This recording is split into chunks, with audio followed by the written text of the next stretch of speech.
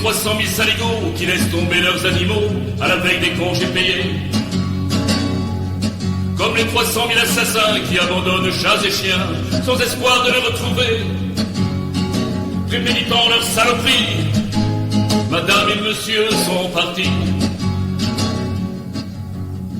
Le chien qui remuait la queue avait du bonheur plein les yeux installé sur le siège arrière de la 604 en partance pour la grande route des vacances qui doit passer par la fourrière.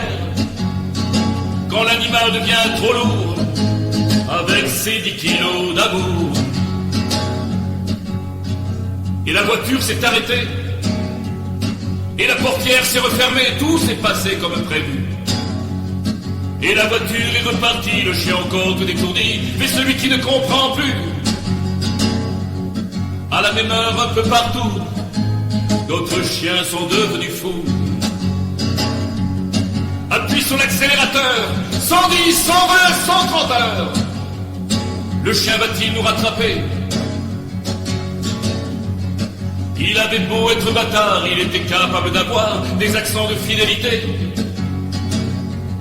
Effectivement, le chien courait après l'auto qui s'enfuyait. Mais il y a toujours une morale à toutes les histoires. Les maîtres se sont retournés un court instant pour vérifier si le chien les suivait encore. Mais le code vous a dit 100 fois qu'il faut regarder devant soi, et la route a compté 2 morts. Ouais, bien fait, Bonnergueur. Après l'horrible collision d'une 604 et d'un camion, Shabadabadabada, Shabadabadabada. Et c'est vrai que les routiers sont sympas des fois, non? Vous ne pensez pas? Alors le chien s'est arrêté, on ne sait pas s'il s'est marré, on ne sait pas s'il a pleuré. Il est parti à travers champs, loin des rumeurs de l'accident, la queue flottant au vent d'été. Une petite fille l'a recueilli, et mort au con et vive la vie.